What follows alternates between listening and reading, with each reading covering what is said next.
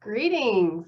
My name is Dr. Tamika Hudson, and I am an alum of VUSN that is currently serving in the capacity of Assistant Professor in Nursing and Assistant Dean for Student Affairs at Vanderbilt University School of Nursing. It is with great pleasure that I welcome you and act as moderator for this evening's Door-to-Door Alumni Forum. We'll be exploring supporting nursing students of color and what those success strategies from academia to practice look like. And so we'll go ahead and dive in and get started. From our experience, when you are passionate, as our panelists are, about a particular topic, you tend to run out of time. So we don't want to do that. We did receive a number of great questions prior to this evening's session, and we want to get to as many of them as possible, as well as take additional questions if that's possible as well. So we'll go ahead and get started. So I would love to start with Dr. Lathan. And the first question of this evening: why does focusing intentionally on diversity, equity, and inclusivity matter? It's a two-parter. Why do nursing schools in particular need to be deliberate in maintaining a DEI-friendly environment? Dr. Lathan? Hello, and thank you for having me serve as a part of this panel tonight. I am quite excited and quite passionate about this. And so to answer the question, why focusing on diversity, equity, and inclusivity matters, particularly in healthcare, because when you think of healthcare and you just in general, you want providers to be representative of the patient population that we serve. I think that's most important when we think about the trust and respect that patients and providers mutually have. I have found in my practice that patients who share my ethnicity, I tend to form a better trust, if you will, in working with me. And I've also found that sometimes when seeing patients with other providers who do not share the same ethnicity, but the patients and I do, I find sometimes that the patients will sort of look at me to the side and sort of nod and wait for me to nod for approval that I may be in agreement with whatever that treatment plan is. So just knowing and understanding that there's that mutual respect between providers and patients who share that same ethnicity. It really does help in the trust factor, if you will. And why should nursing schools focus on that? I think definitely to help to field the providers, right? To field the workforce. Again, thinking about a representative bureaucracy of providers to serve the patient population. So I think definitely as we continue to expand opportunities, particularly for advanced practice in nursing, we should definitely focus on diversity, equity, and inclusion. That is outstanding. Thank you so much for your response. So the next question, so how does having a nursing workforce that reflects the population's demographic improve the quality of care? So Dr. Lathan touched on that and being a representation of the general population. Who wants to chime in? We can kind of have this as an open question for those that this thought is burning in any of your all's heads. How does having a diverse nursing workforce improve quality of care? I'll step in. Like you said, Dr. Latham did touch on that. And so basically you have to have a workforce that can meet the needs of the people that it is serving. So there's a cultural component of care that has been absent from our holistic care process that makes that process not as holistic. So that's why representation is important in our nursing workforce. Thank you so much, Dr. Pitt. So since you're talking, since I have you, I was going to say while you're unmuted, maybe you can unmute. You recently published on the importance of schools of nursing hiring more faculty of color. So let's talk about that. We're going to move a little bit, kind of get specialized and move beyond the nursing workforce and get really specific and think about faculty. So why is that important?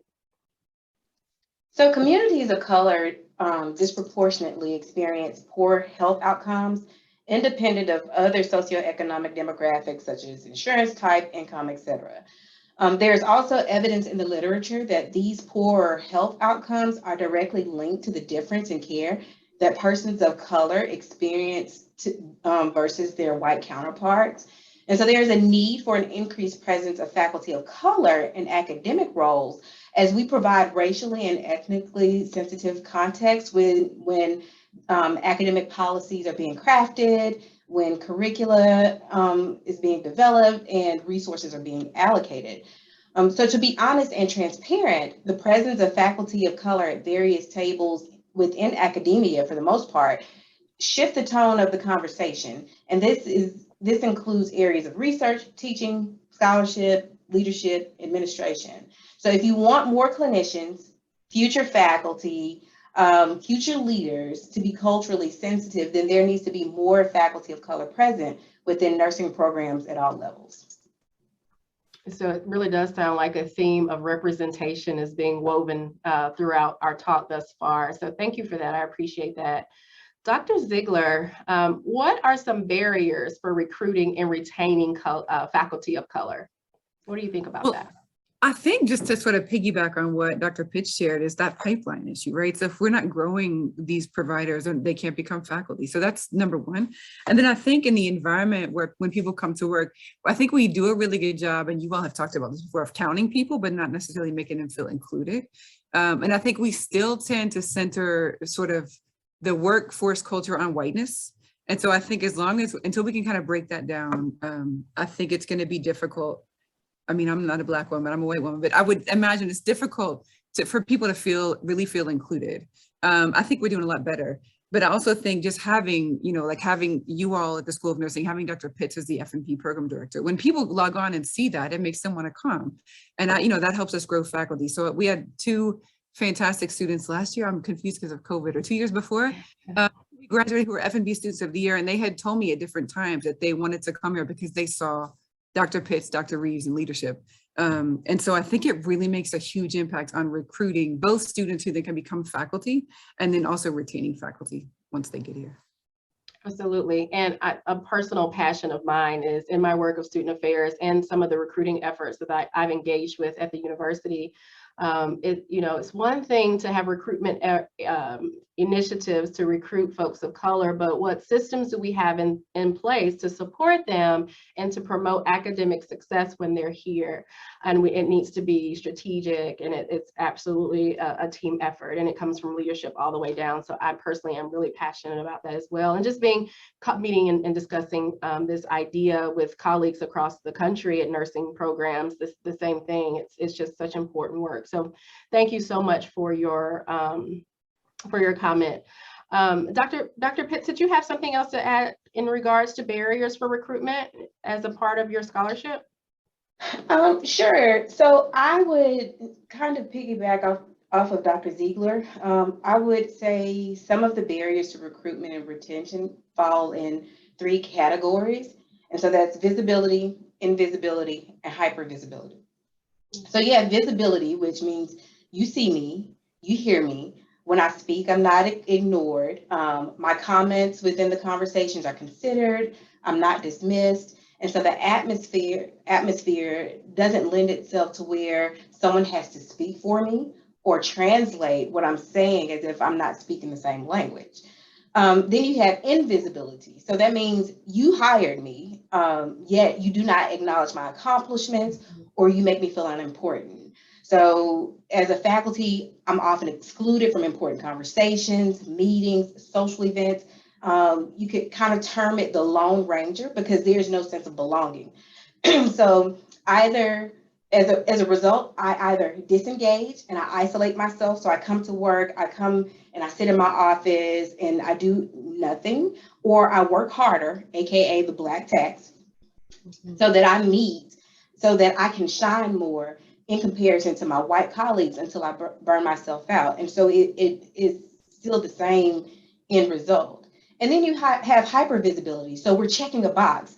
It's almost the equivalent of tokenism. So if I'm the only faculty of color, I'm called in for everything. I'm in every committee meeting, every photo opportunity. If you need a face of color, I'm it. However, again, I'm socially and professionally excluded. And so an issue with that is that it takes away from my ability to meet my own rank behaviors, because my time is filled with sometimes tasks or events or meetings that are not really meaningful to me or my development as a faculty member. And then that makes me seem unproductive, which ultimately impacts my ability to advance or assume leadership positions.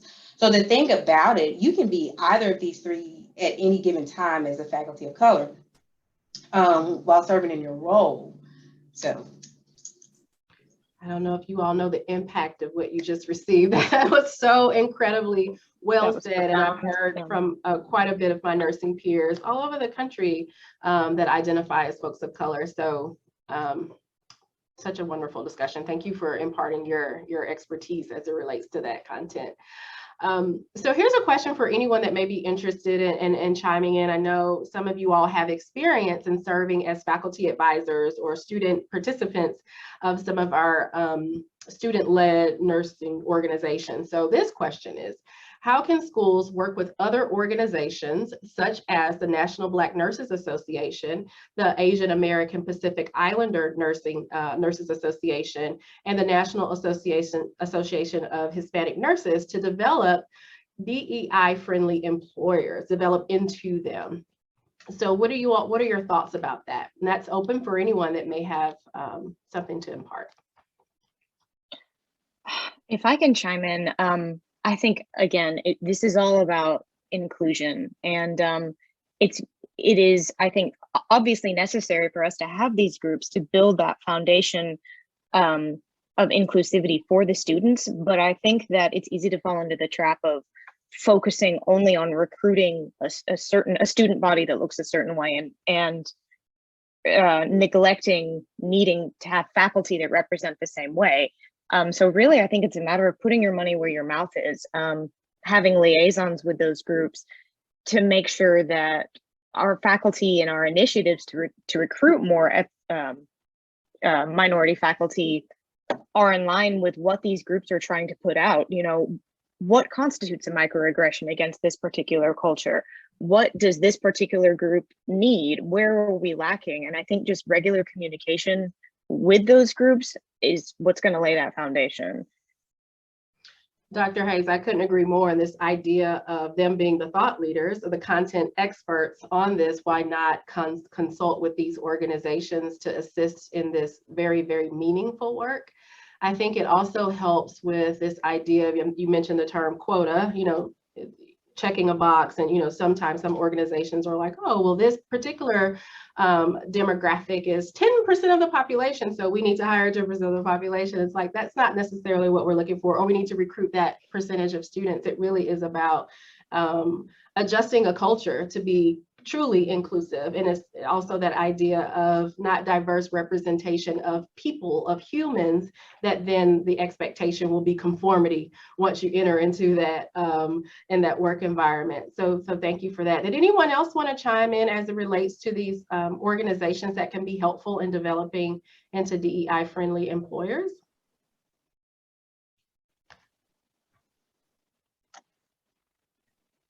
Dr. Hayes summed it up. Okay, so faculty-student relationship, one of my favorite topics. Let's talk about how we create safe or brave spaces for our students as well as our faculty. How do we teach all students to speak up when they hear something incorrect or offensive?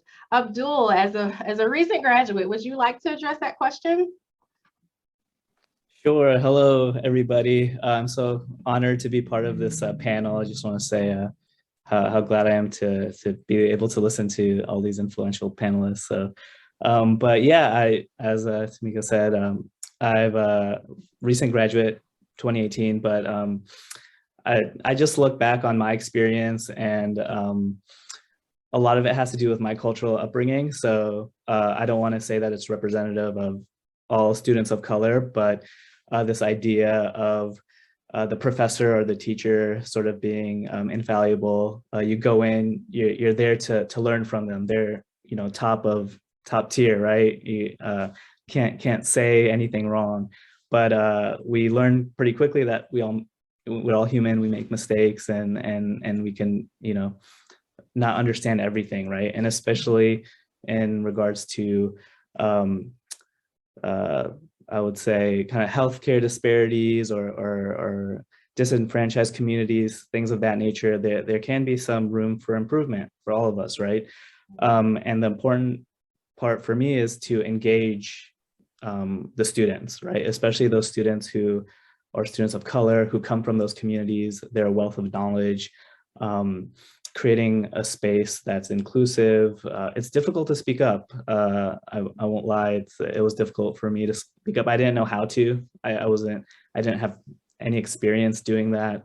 And so some things that I know would have helped me and maybe would help others would be having this rapport building between teachers and, or professors with their students, being broken up maybe into smaller groups so it's not as intimidating, speaking up in front of, you know, such a large lecture hall. But those things, the engagement, kind of trying to have this, I would say maybe more of a Socratic method of back and forth critical thinking on these issues, these very important issues that, you know, historically have been a little problematic, right? Not having the right instruction on it, but just fostering that environment of safety and comfort, I think would be very helpful. Thank you for that. I know our learning environment is a microcosm of society, and when you put a subsection of the society in a room together with varying ideologies and philosophies of thought, you can get into some robust conversations, and there can be some things, some offensive things. Sometimes the environment may not feel safe, and that's not what we're attempting to foster. So I agree. I'm hopeful that faculty can latch on to what you're saying and be more intentional about creating these safe and brave spaces. So thank you for that. So Dr. Pitts, who's responsible if these students don't feel safe? So ultimately, the moment a student walks in our door, we all are. Typically, we limit this or we focus on the clinical experience. So typically, the first step or the first line of defense is the clinical faculty, right? Because if they're out in the clinical setting, we feel like they're more safe in-house. It's more so when they go outside is when we typically may experience more challenges, because there may be challenges in-house, right? So clinical faculty or seminar faculty are the first line of defense. If a student is not comfortable with confiding in that person, or if the incident occurred with that person, then the next person should be the academic director. They could also confide in the faculty liaison for their particular affinity group if they're engaged in one. And then of course, they can also go to the Associate Dean for Equity, Diversity, and Inclusion, or whoever that person may be within their respective program, who can help navigate the power dynamics within conversations. Because the thing about it is, when students speak up, there is a potential for consequences that they don't foresee. There is a potential for negative impact on them, and there's a potential for negative impact on faculty speaking up against our colleagues, trying to navigate those situations. So ultimately, it's up to us, and it's better if you work in an environment that is not implementing just performative measures related to DEI, but that are actually walking the walk. They're putting their money where their mouth is. So yeah, ultimately all of us. Thank you. And hopefully our students know that, there shouldn't be consequences that's illegal, that there should be no repercussions for them advocating for themselves, for them approaching their faculty and bringing to them concerns that they have. And so I like that you're talking about multiple channels. So we're all different as humans. You may connect with one faculty member versus the next, but part of my role is empowering students to know that they do have a voice and that we care. We can't address these things if we don't know that they exist and they're occurring. So tell someone that can do something about it. So thank you for that. I agree so much. So Dr. Ziegler, how do we help faculty here when they are the ones that are at fault? How do we help them receive what has occurred? We're talking about in-house faculty. Yes. Yeah, well, that's a multi-layered, but yes. Right. So I think to piggyback off what Dr. Pitts and also your comments just right now, And if we want to really create an inclusive culture and one that is not just checking boxes and performative, I think we have to sort of just tell people straight and then really center on the person that was hurt or offended and not center so much on the faculty. So I think if we're going to really have a cultural shift, we have to kind of not worry so much about the white people's comfort, if I can really be blunt, because I think as long as if students see us doing that, they're going to be much less likely to report, right? If I report the faculty's kind of coddled, we can't do that. And so I think we really just have to have a very clear mission. We have it, right? We have an anti-racism statement. It's posted. The work that you did, Dr. Hudson, on the clinical placement, I feel like students are getting that message that we do really care about their experience. We're not just recruiting them here to check a number box. And so I think if we really change the culture, I would like to see us shift more to having much less tolerance. Providing education and doing bias training and all that, that's all important because it's a spectrum and everyone's at a different place. But I think ultimately to make students feel safe, we have to decenter from the white faculty or the faculty making the mistake, whatever the comment, back onto the students. That is good stuff. Thank you, Dr. Ziegler. So, Dr. Hayes, someone mentioned microaggressions at some point. I think it actually was you.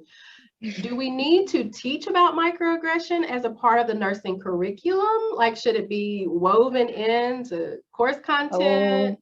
Oh my gosh. We can't have a conversation about improving diversity and inclusion within the field of nursing if we're not also going to talk about addressing microaggression at the same time. If you give it a positive reframe, I like to think of microaggressions as kind of the growing pains of an evolving culture. Just because the fact that we acknowledge their existence at all points to kind of a level of collective awareness that wasn't necessarily present even 5 or 10 years ago. So it's small victories. But the issue, I think, is that microaggressions are usually made by very well-intentioned people who aren't aware that what they said may be insulting or hurtful. And they happen constantly and they happen casually. And it's that unconscious nature of the microaggression that makes it so painful, because it's something that doesn't even occur to the perpetrator that it was a problem or that it was problematic. So if we make this concerted effort to recognize microaggressions and kind of spell them out for people who, especially for the white majority, who again may not even be aware that these statements are problematic, if we recognize those and teach students about the psychological consequences that the constant buildup over an extended period of time that those can have, we can continue to kind of raise that collective consciousness and actually work on true inclusivity. That's awesome. And it's the psychological impact and the physiological, like the physical manifestation of that weathering, and more of the literature supporting that some of these chronic conditions and health disparities, infant mortality and maternal health and all these things may actually be secondary to this kind of ever-present oppressive kind of aura that folks of colors and other marginalized and underrepresented populations are almost forced to deal with on a very consistent basis. And it is impacting health. So, I mean, we could dice this up and cut it into different pieces and talk about different aspects of it. But us as healthcare providers, we think about our students, or we think about each other as faculty and colleagues and community members, but we're also thinking about the patients that they'll go and serve and what microaggressions are happening in clinical environments. And are we fostering an environment where students we can extend grace and let them have uh-ohs and boo-boos and learn how to interact with folks from diverse populations so that they won't go out and, be unintentionally harmful. Absolutely. All right, I'm not a panelist. I need to stop talking. Okay. Abdul, let's talk about, we're talking with some of this content, it seems to be more about ethnicity and race in some degree, but we're in the nursing profession and men are underrepresented in nursing. So I'm curious about what, if any, special needs that of the male student of color. Are there any particular needs that you would like to share with the group this evening? Yes, thank you, Dr. Hudson. So being a minority within a minority can feel isolating, a little bit more insular than just being, plain minority, right? So it's trying to find a good support system. Coming from a cultural minority and not having even the words, the lexicon to describe what you're doing in school. Like nurse practitioner is not a thing in some in some languages and some cultures, right? So not having that support, you know, having kind of like a stigma of men in nursing in certain cultures, and then also coming in and into your lectures and into this, looking at the student body as a whole and just feeling even more isolated can be, you know, kind of jarring in the beginning.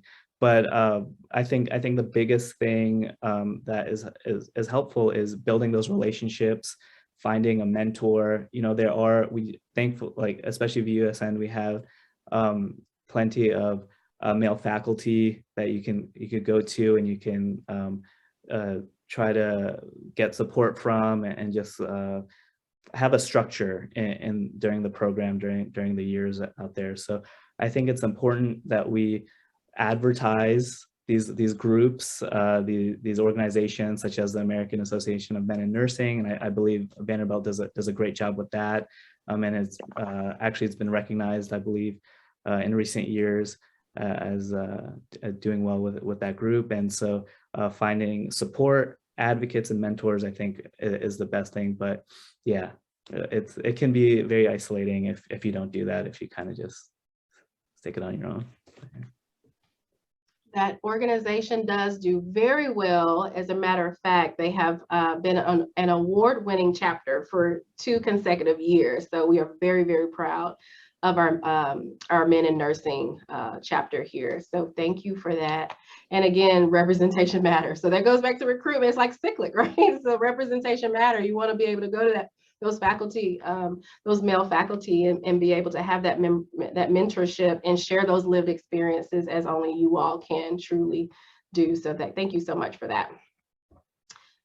So, Dr. Lathan, how have affinity groups at VUSN evolved, and how do they help? So I will say it's been, I think I'm probably the oldest graduate on this door-to-door panel this evening. So I actually started at Vanderbilt about 15, 16 years ago. And at the time, we had made less than a handful of affinity groups. We did happen to have a student chapter of the National Black Nurses Association, which I found to be very comforting for me as a minority student. I will say, though, at the time, with faculty, again, it was less than probably 3 or 4 faculty and or staff members that were African American at the time. And I think we all who were there during the time of my matriculation sort of gravitated to Dr. Johnson for any and everything. We were so happy to see Rolanda. And then we had other staff members there that we would talk to from time to time if there were particular issues. I am so elated to see that the School of Nursing has now grown with its affinity groups, because clearly, again, as this constant tone, this constant undercurrent of our conversation is representation matters. And so as you continue to matriculate, you know, throughout school, you need to be able to have that comfort zone, if you will, to talk to other students that share your ethnicity, that can share stories, if you will, share experiences, offer guidance, offer perspectives that you may not even consider, right? So again, it's been 15, 16 years since I was there, but it's my understanding now that there's so many more affinity groups that are represented there on campus, and kudos to Vanderbilt for doing that. And I will also say, just in, you know, kind of scrolling through the VUSN webpage from time to time, I am very elated as well to see more minority representation on the faculty, because again, it was very limited when I was there years ago. Thank you, Dr. Lathan. And let me just tell you, you gave a quick shout out to Dr. Johnson. I agree. As a student, I was in her office. As a faculty and administrator, I'm in her office. And it's kind of what Abdul was saying, to see someone that, I mean, just to know you have some similar lived experiences and understands the dynamics of you walking into a space where you very much are underrepresented, and understanding power dynamics, et cetera. I think that her leadership and who she is as a person, yes, but also who and what she represents is incredibly comforting to students. And so Thank you for acknowledging the student organizations. We have grown as Dean of Students, support all of them, even though they all have faculty advisors in place. But we have expanded it to things like healthy at every size, you know, and so more of an advocacy group to help the greater BUSN community understand about body shaming and all those things, neurodiversity, and having students come up with these great ideas. And these are student led. So they present to us and say, hey, I have this idea. And the first thing is like, boom, tell me about it. How many students? Have you found a faculty advisor? How might that positively impact our community? And so we're always open. The students they keep it fresh and bring these ideas to us and help us better understand what they're experiencing at this phase in their life. And we love to partner with them to create a structured way of them having that respite where they can close that door with individuals that understand their paths and just kind of let their hair down and talk about what it means to be that specific minority or underrepresented group. So thank you for that. Long live the Affinity group. So it's been going on for quite a while. And that's exciting to hear that that's still a memory that you hold fond and see value in. What do we need to be aware of when we're partnering with students in these clinical sites? Dr. Ziegler, you mentioned the diversity, oh gosh, what was it called? Clinical Placement Diversity Task Force that I led a few years ago that was talking about these students that go to rural areas. And of course, they're fine folks everywhere, but we were hearing quite a significant amount of microaggressions within the clinical environment, and also some reports of feeling unsafe in certain environments. So Abdul, I'm curious, do you have any experiences that you can share with us as it relates to this topic in question? Yeah, one that comes to mind was my first community health site in a residence apartment complex for older residents right outside Nashville. And I think it's important to know that I wasn't familiar with Nashville. It was probably my first time actually driving outside of Nashville. But thankfully, we kind of made a game plan with my preceptor and a couple other of the clinical students.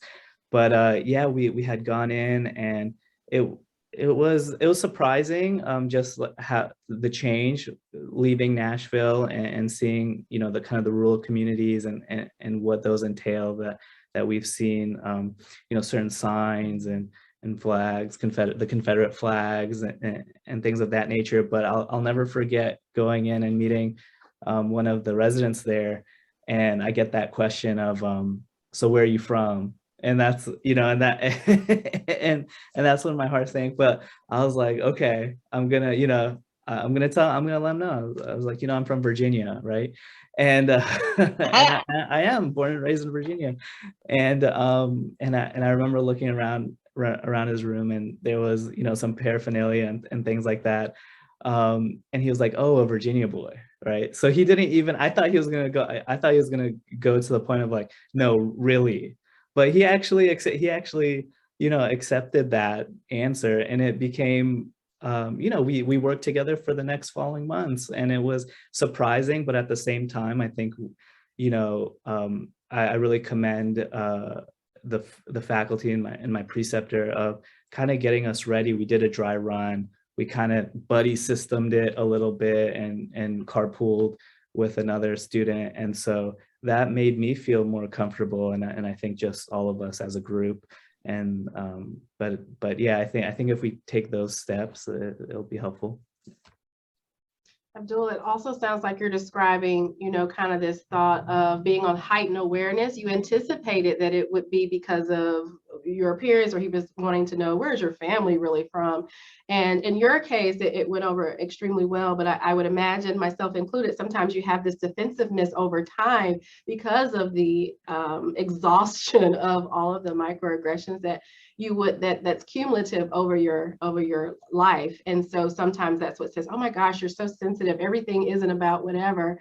But if it's something you've heard day in, day out, literally at least a couple times a day for 30 something, 40 something years, it does take a toll. And you are on heightened awareness, that same weathering that we talked about, anxiety, that ever present oppressive nature. So I'm glad that worked out. It was probably a valuable learning experience too. It's a two-way street that we give folks a benefit of the doubt and the great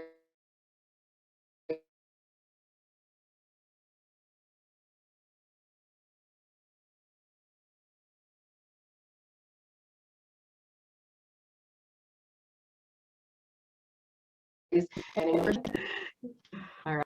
So we're thinking about, so we've kind of on the spectrum of, okay, we talked about students and faculty and that relationship. Let's talk about getting folks in the door. And so the admissions process and what that looks like. So at one point, BUSN used to require the GRE for admissions, but we did away with that a couple years ago. So I want to kind of address why we did that and how was it holding people back? Dr. Ziegler, do you want to chime in on this question? Sure. So I believe one of our FNP faculty, Dr. Richmond, led a task force where we looked at data and said, is there any correlation between GRE scores and student success? And there was not. So taking that into account, and then also knowing that, standardized testing was started by eugenicists, essentially, about 100 years ago, literally to keep immigrants and people of African descent out of the public school system. And so knowing that, if we're trying to create an inclusive environment and promote racial healing is something that we need to really think about eliminating. So we eliminated it, and I can just speak from being on admissions in FNP, the number of students we've gotten that have gotten through and applied, the way those students that have come in have changed the culture of the school. I mean, is just, I don't know if we're not, there's no way to track that, right? But just the richness that they bring to the school and everyone's experience has really, I think, improved our classes and improved every student's experience in the school. So it's not so far, it doesn't seem like it's, students are still being very successful. And so we still get extremely high quality applicants. Yeah. So I think it was a great decision. I think the diversity and I can only speak to FNP because that's where I kind of live, but is broadened tremendously. Dr. Bitts can speak to that as well, I think. And then when those students come and then, they have experiences and they relate those back to us, it's these super courageous students. And then we can make a difference, like start these task forces. So they're really promoting very positive change within the school that would have never happened, I think, if we hadn't got rid of those test scores.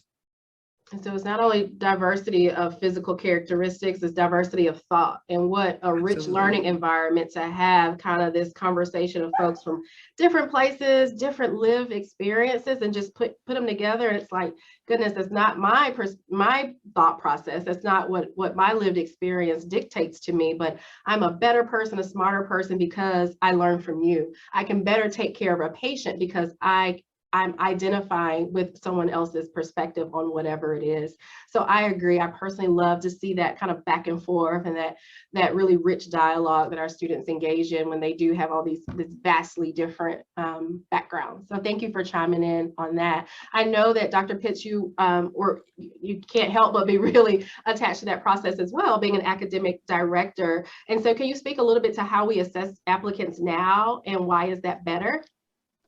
So the part of the holistic process is dropping the GRE because it is not the only objective measure that you can use to evaluate an applicant to determine if they will be successful in the program. So right now, for the most part, what's standard across is that there are 2 reviewers on each application, and 2 reviewers may see things from different perspectives. So we take into account the entire application, and that's the application responses, the statement of purpose, any activities, work experience.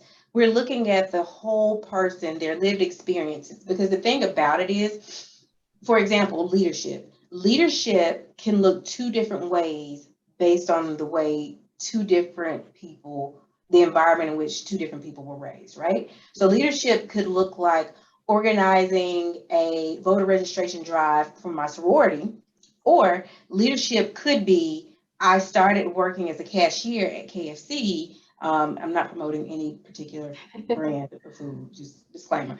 But then I worked my way up to a managerial position in which I was in which I could speak to my leadership abilities to manage people and to handle conflict. So it's 2 different situations, but it's the same thing. You see someone's ability to grow, to take on opportunities and to lead, and that's what you're looking for.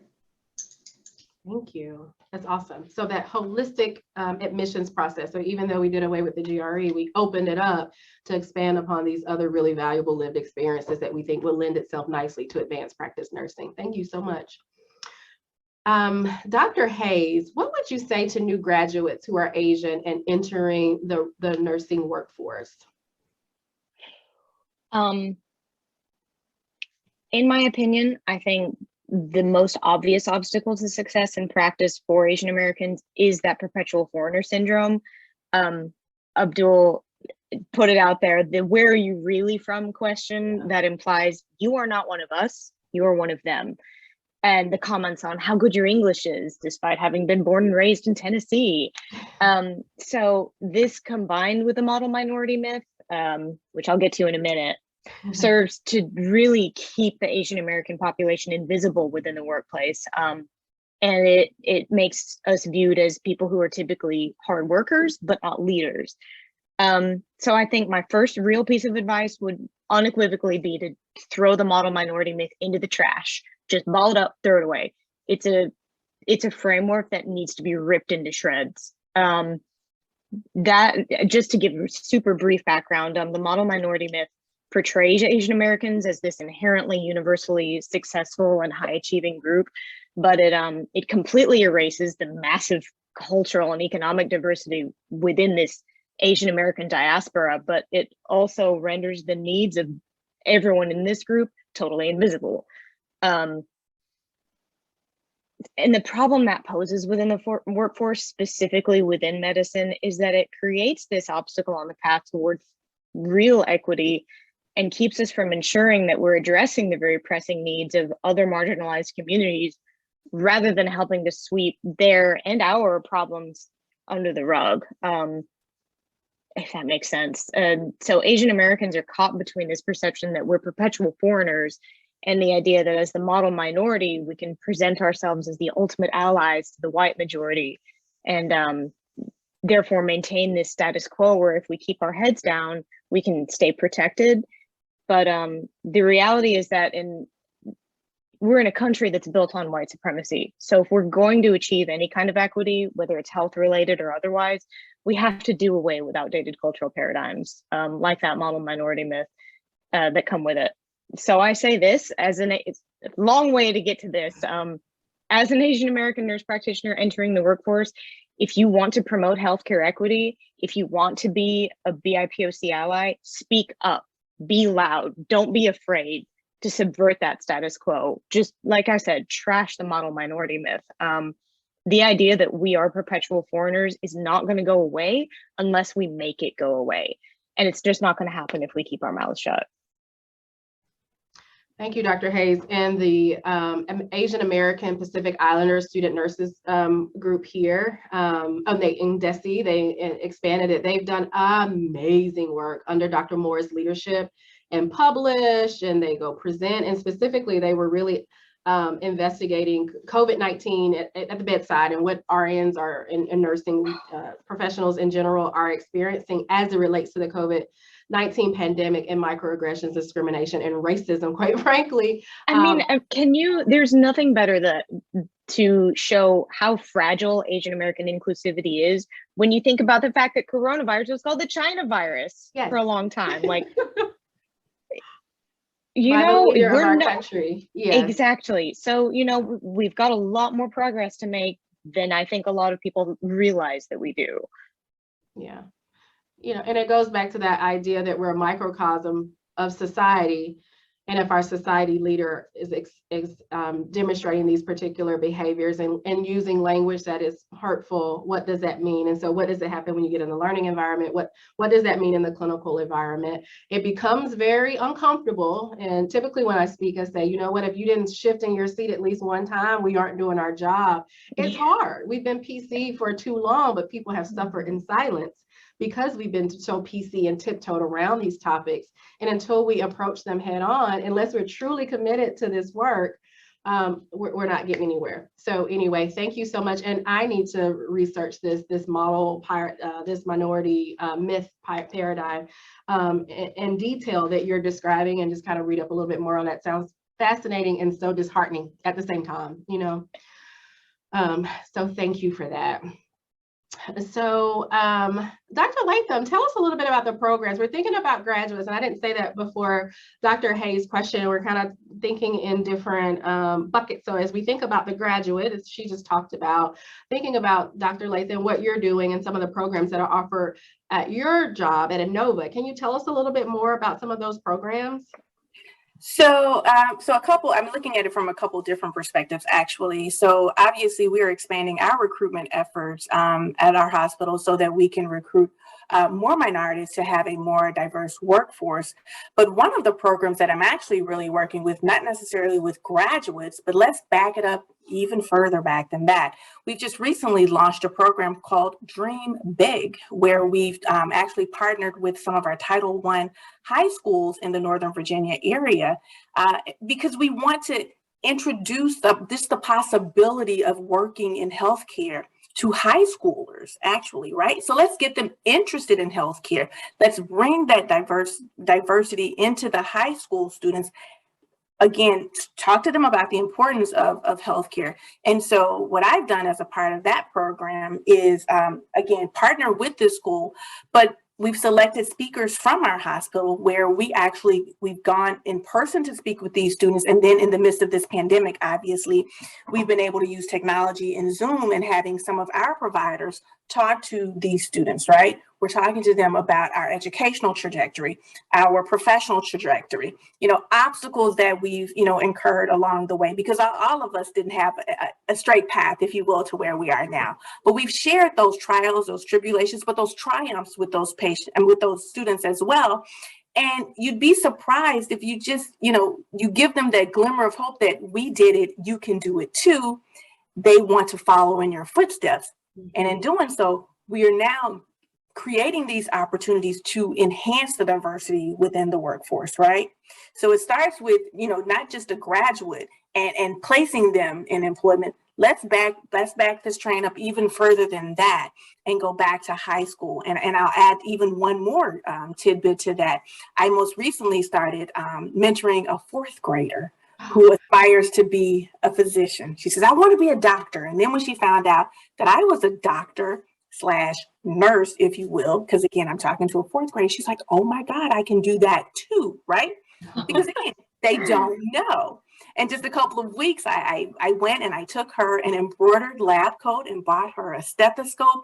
She jumped for joy with excitement because again, she's been dreaming about being a doctor. She's now met a doctor. She's met a doctor of nursing, right? She's like, oh, I can do that too. Just to see the excitement, right? So I want to just make sure that we keep everything in perspective too, that not just looking at what our graduates look like and how we can place them into the workforce, but again, let's back that train up and just think about, let's get more people, more minorities interested in the field of healthcare, interested in all of the possibilities within healthcare, and that will help to fill our workforce and make it more diverse. Thank you so much. That's consistent with the literature too. It's starting well beyond high school and recruiting individuals. So thank you for that. And that is she's so excited about the profession. What you're doing is awesome. How very cool to have an embroidered lab coat. We all want to know how that young lady into what she ends up doing. So thank you. Let's see, Abdul, we're thinking about graduates still. So as an Afghan American working with a Hispanic population, how do you build trust with your colleagues and your patients?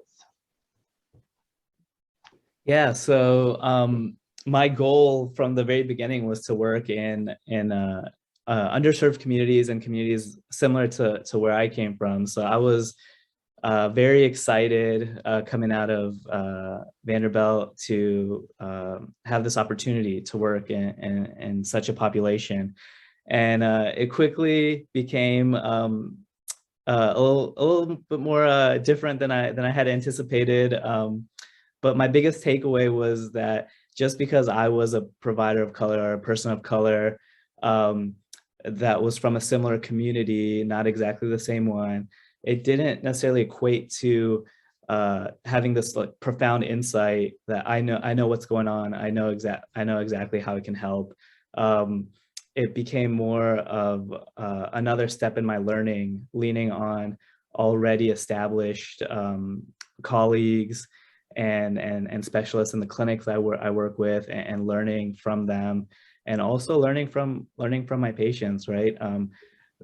The key is to, for me at least, was to work in the community, but also live in the community too. Shop at similar places that they shopped at as best as I could, attend events in the area. I work in right outside of like where there's they have Coachella and concerts and things like that. It's called Indio, and it's a very agriculture heavy. If you like dates, your dates are probably coming from, you know, my backyard. No, but so it's very rural, agriculture heavy, and so we really try to make the effort of learning about our patient population. We go out and make field visits and home visits to take care, to bring care to them. And so that's how I build the relationship with the community I work in. And it's been very fruitful. I've been doing it for 3 years. And I'm very lucky and honored to be able to do that, because I know it's not the same with, you know, with other colleagues and their abilities. Can't believe it's been 3 years. Wow, that's hugely impressive. I know as a faculty member, sometimes I feel like we talk about things about having like, you know, literature in the waiting room that's in the language of the population, understand their cultural practices, norms, etc. I mean, you've taken it to this next level of being kind of an immersive experience within their community, to truly understand. And I think that probably, and I don't want to answer that for you, but you know, part of the question was trust. That's probably a big way to build trust. You're not just talking the talk, you literally are living within the community and gaining a better understanding and appreciation for their culture. Yeah, it's usually not just me when we're going out there. We go with a family specialist or a therapist or something as well. And so we have we continue to build those connections. And so hopefully it feels like kind of like we're in a family sort of. But yeah, it's been really good so far. Yeah. It sounds like it. And I know Dr. Ziegler, I know you are also doing home visits, and you know, that's how you really get to know your patients and really be able to assess risk factors and how you best can partner with them to reach their healthcare goals. So that's one thing. But since I just called your name, Dr. Ziegler, what are some examples of public policy activities that our alumni can participate in to make a difference? I know you're on that front as well. Any insight there? Well, you know, my whole thing is climate change. That's my big thing. So to this, I will just say this, and whatever community you all are, you know, logging in from, low-income people of color are being affected the most by climate change, whether it's heat, indoor air quality, you know, flooding, whatever it is. And so just kind of being aware of what those impacts are, and then advocating for those communities, and then also keeping in mind the equity piece. So, you know, across the globe, the folks that have contributed the least are being impacted the most, right? So it's this huge equity and fairness issue, and we really have to move like our hair is on fire to start to decarbonize. So decarbonizing the electric grid, electrifying the motor vehicle fleet, those are two areas. They sound not related to nursing, but they absolutely are because of what's happening. So if you can advocate in those spaces. And then there's this great organization called Nurses on Boards. If you're not familiar, go in and register. And anytime an opening pops up for any kind of board that they want to nurse for, they'll reach out to you if you kind of fit the bill. And then you can advocate from inside different organizations for, you know, communities, for issues that you care about. So yes, thank you, Doctor, for asking me that question. Oh, absolutely. And it's contagious, your passion when you talk about climate. And I know you spoke recently earlier this week, and we're all like taking notes, like, what is that called? What can I be doing? My small part, and methane gas and this, that, and the third, and the comparisons. And you really help make it make sense. And I think we need to be cognizant, and we need to think about that does impact healthcare. It does lead to healthcare disparities in a way, in a way that I don't think a lot of us are aware of. So keep fighting a good fight and keep educating us and being on fire for this cause. You're doing it such great justice, and it's a pleasure to hear you talk about it. I want to ensure we get at least a couple questions that were sent in advance. Did the summer of 2020 change anything? It feels like people are much more alert to making our society inclusive. Does anyone want to address that question? I would just like to say for the collective Asian American voice, 2020 was a massive shifting point, because largely because of Officer To Tao's involvement in, or lack thereof, during George Floyd's murder. It was this graphic example of what happens when Asian Americans again align with that white supremacist status quo and conform to that model minority myth. He literally just stood by passively as a white police officer publicly murdered a Black man. And I think just the sheer visibility of that really rocked the Asian American community, as just very visceral example of what our silence toward racism and against other minorities can cause, and how it makes us complicit to racially motivated violence, whether it's literal or structural. And I think that it was this awakening that really galvanized the Asian American community to start making waves. And I think that was just very long overdue. Wow, thank you so much for that. It affected so many different communities in so many ways. I mean, definitely saw a movement for people to get more informed and more involved. There was a question about microaggression, and I think that touches on a couple different questions that were presented. Dr. Pitts, would you like to give a definition of microaggression for those that may not be aware? I think Dr. Ziegler, she responded to the question and provided a definition for microaggression, but I think we've given plenty of examples. I think Abdul offered the one, "Where are you from?" Is a microaggression. Dr. Hayes, I think, made the comment, "How good is your English?" One that I've often encountered in graduate education is, "Oh, you speak so well." And I'm like, I took English in high school just like you did, So, I mean, those are things. So those are subtle behaviors or comments that feed into stereotypes that can cut us as persons of color and heighten our sensitivity to situations. And that's what I think Dr. Rume Alexander called it, death by a million cuts. Ooh, because you tend to be cut quite often with it, and people don't recognize, they don't recognize the impact, even though there wasn't an intention. Yes. Dr. Alexander also describes this scenario of, say, this kind of death by bullet unintentionally. So I'm going to put the spin on that you're out on a hunting trip. So say there are two individuals out hunting, one of the individuals kills the other one. It's like, I didn't intend to do that. Well, guess what? The impact is that they're dead. So whether you intended to do so or not, the outcome is still the same. So that's very drastic. I do understand that.